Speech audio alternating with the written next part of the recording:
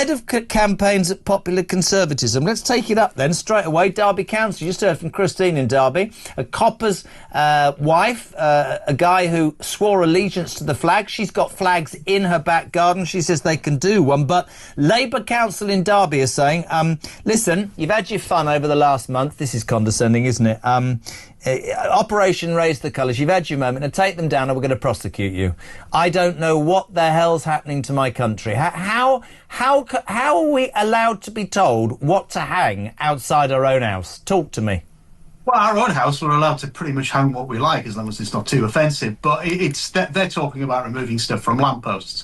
But condescending is exactly what I was going to say, Jeremy, if you hadn't have said it, because it's sort of saying, well, we've allowed you to do it. We could have just taken them down straight away, but we've let you have your fun. Now it's time to end. We're in charge now. Oh, and by the way, if you don't pay your council tax, we'll make sure you're banged up.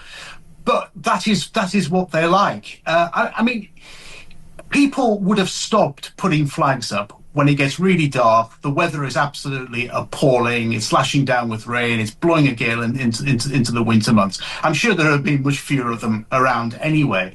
But no, they just have to sort of be the job's words. But that point, just jumping in, not trying to be a pain, there would be less of them. What I want to understand, how we've got to a point where my choice to do something is being questioned by an ideology being spread by... I don't understand. There's much about America, including what they did on the Gulf last night. I hated it, right? But they are proud of their flag, whether it's public buildings, streets, leisure facilities, their homes. I am sick to death of being told that anybody that flies the flag is racist. I don't think it's fair. I've watched these people on television programmes and they sit there and go, yeah, but the thing about the flag is it's divisive. Why is it divisive? Oh, a few far right have once waved it. Honestly, Andrew, I don't have it in me. It drives me insane. The only reason, Jeremy, I said is there'll be fewer of them around in the winter months. Yeah. It's just a simple fact. And I think the council have just created the problem for themselves. But you're absolutely right. I mean, you go to America, the Stars and Stripes have flown everywhere, including state flags.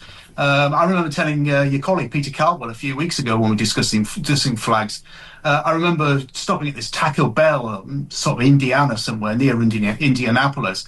And on the top, there was 4 Stars and Stripes on the top. And there was also a couple of Indiana state flags on there, proudly flying.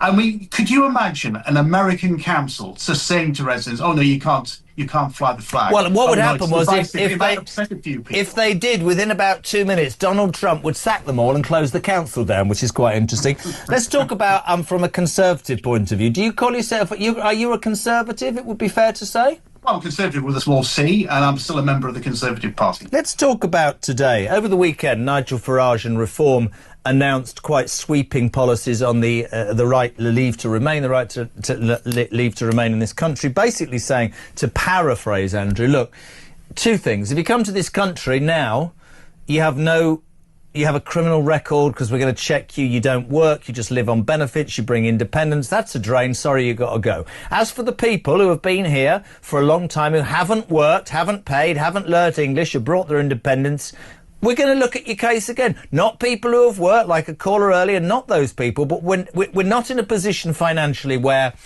we can accept this anymore. It's something we've got to question. He was labelled a racist and a bigot and everything else. Today, Shabana Mahmood, the new Home Secretary, comes out and says that we're going to look at the right to remain. And from now on, under a Labour government, if you haven't paid national insurance, i.e. you haven't worked, you're on benefits, you've got a criminal record, you haven't worked in the community, you don't speak particularly good English, we're going to get rid of you as well. But we're not going back because that's racist. We're just going from now because that's not racist. Again, and I just want you to be honest here, love him or loathe him, there's much of a split here on Nigel Farage. He seems to me to always have the ability to have the ear or the sense to grab the attention of the British public, and everybody else seems to follow. Shabana Mahmood today. Where the hell, my friend, is Kemi Badenoch? Because somebody said to me today, oh, she'll be out next week at her conference going, ECHR, we're going to leave it. Farage did that 9 months ago, man. It doesn't seem to... I mean, if you go to the Labour conference, I'm told, all they're talking about is a party that's got 5 MPs. Her Majesty's opposition is becoming less relevant by the day, Andrew. It certainly appears like that. I mean, I've said many a time over the past months, ever since Kemi became leader, that she has to put out more conservative, well, not conservative principles. I believe she's got conservative principles, but more conservative positions. Yeah. Detailed policies can come later. I mean, what Nigel Farage is doing for reform is not coming out with detailed policies. He's just giving you what his positions are on this and the direction of travel of a reform government. And yeah, I mean, Kemi last week was a little bit slow out of the blocks on the ID cards thing. Nigel Farage was saying no to ID cards. Simple as that. It was very simple. What do you think about those? What do you think about those? Oh, totally opposed to them. I mean, they won't work anyway because they will not stop illegal migration for a variety of reasons. But it's also very sinister. And the way that the government could misuse digital ID cards, and some of the Labour ministers that have come out supporting them, I think, have just made a damn fool of themselves. Just to finish, I was tasked with trying to strip it down. Shabana Mahmood finished with a sentence which I think it encapsulates the problems. She said, we need to make these changes because we need to be, as I know we can be, this open, tolerant and generous society. Rob, my mate from Newcastle, says, open and tolerant is the reason we're in the mess we are and the mugs that we've taken for. This is nonsense. Even the Labour members know. Open, yeah, our borders. Tolerant and generous. I would say this, Andrew Allison.